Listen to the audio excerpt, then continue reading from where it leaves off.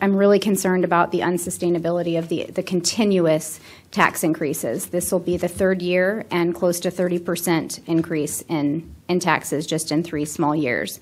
And the last thing I'm going to say is that I mentioned at the last meeting, 46% increase in credit card debt. Americans are living on their credit cards, and this is not going to help.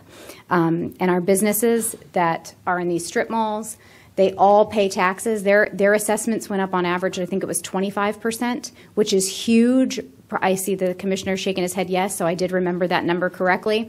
So that is passed on to these small businesses. So when you go get a cup of coffee, their taxes just went up by a minimum of 25% because we didn't offset and equalize the rate. You know, it's going to be significant, and I wouldn't be surprised if some of these businesses went out of business, because the way that they work with their rent is that the landowners trickle down the property tax, the real estate tax, into the small businesses. And we haven't spent a lot of time talking about that, but we are going to see massive impacts from that. So I will be voting against it today. I'm not scared of paying an extra $1 or $2 for my coffee. I'll make it at home. I'll make adjustments. I will figure it out. What I'm scared of is what's happening in our schools. And it's not just the safety issues, it's the culture and climate, because we're not empowering our leaders on the school board, which we disagree with often. Again, I don't like the BPHS site, but I'll support it because this is where we are, and our children need to have their rear ends in seats, not in trailers, in actual buildings.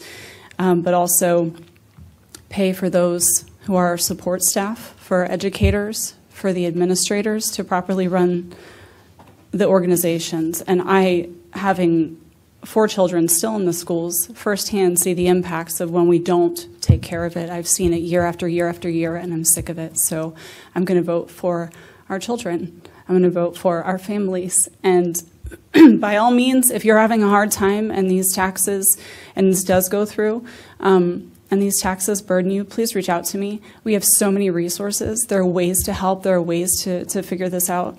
Our family is not doing amazing either. We don't take vacations. I got to sit through timeshare presentations if I want to take my kids to the beach, you know. But I really believe that we're turning the corner. We have a lot of opportunities, and I think that the future is positive. I think that we have revenue coming. That's why we're funding additional positions in the Commissioner of Revenue's office to prepare for that, so that staff can manage what's going on there. I don't want to pontificate too long here, but I thought it was important to say that and leave on a note of hope that no matter what direction we decide to take, we're going to continue to work our hardest, I know I am, to take care of you all in a reasonable way. So thank you all for your patience. We started at 0.94, and we've worked down to 0.9067. To me, it's a no-brainer. When you think about the economic engine in this community, it's going to be our schools. As I have colleagues and friends that have moved here from other areas, the first thing they ask me is, what's the best school in the county?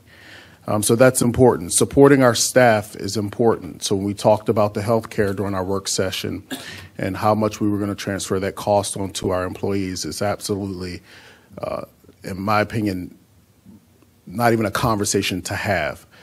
So our employees, both on the county side and on the school side, are the most important. And when you take care of them, they will take care of the community.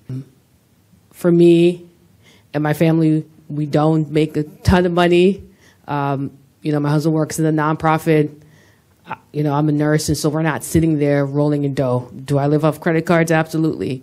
But to know that it's an investment in our children's future and in this county's future, I'm always going to make that decision every time.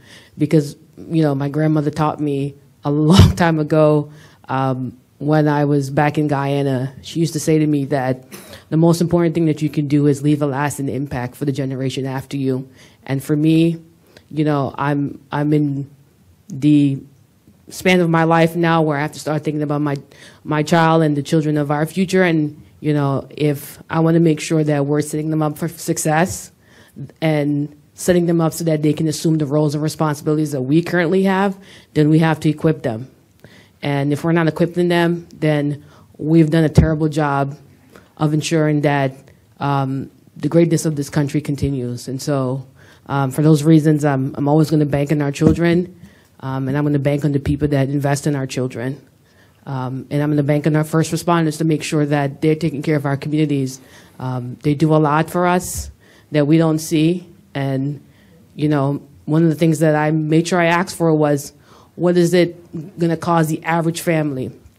And Ms. Light and her team was able to show that an extra $20 a month, I buy maybe 4 cups of Starbucks a week. I cannot do that anymore if it means that our first responders will get funded and our schools will get funded.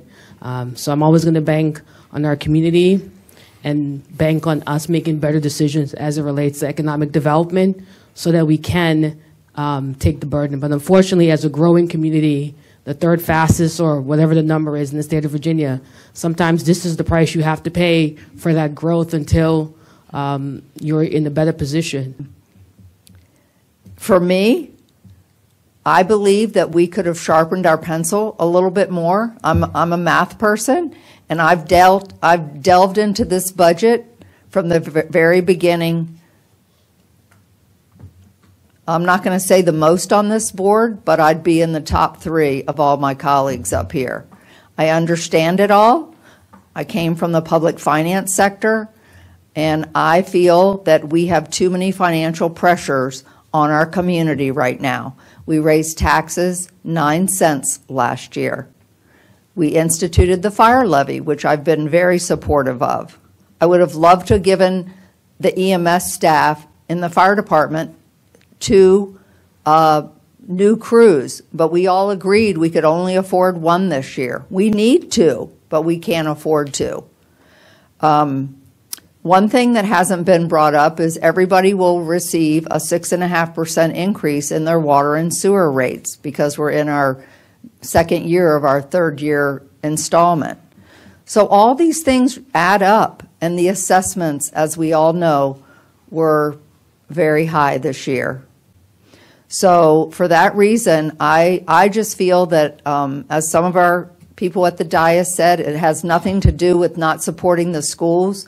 I'm very supportive of all the 3R that we've come up with for the school division, but I feel that we could have sharpened our pencil a little bit more. So for that reason, I can't support the tax rate where it is.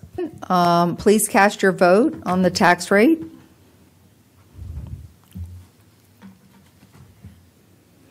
Okay, that motion passes 5-2.